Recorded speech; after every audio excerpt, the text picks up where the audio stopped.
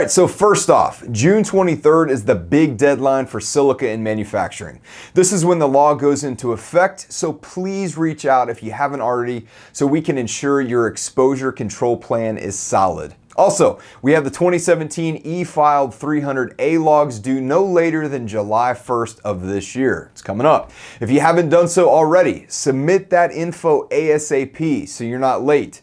If it's late, and if it's still set up like last year, once that deadline hits, there's no way to submit any of your logs, and therefore you're out of compliance. So talk to your SSG consultant if you need help getting that in. Now, as we've already entered into June, it's that time to remind you of the hazards associated with heat illness. I'm not going to go through all of the many signs and symptoms of heat illness, but rather I'm going to leave you with a few short but very important points. Remember that it takes days and even weeks to acclimate properly to the heat and humidity. Pay attention to your body and listen for those cues telling you to both cool and calm yourself down.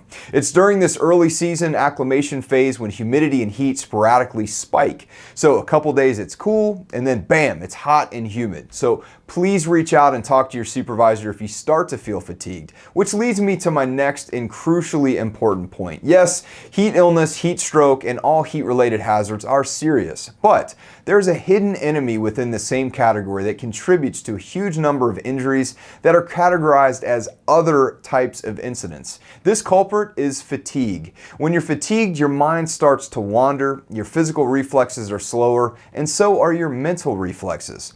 Do you think this might play a substantial role in other incidents classified separately from heat illness?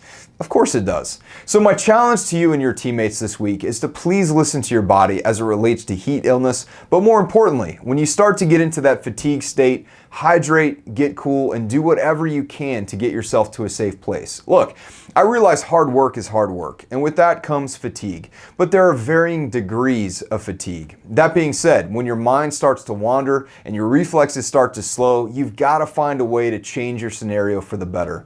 Your safety, your livelihood, and your quality of life are dependent on your ability to listen to your body and not only realize the dangers of the scenario you're in, but do something to change it.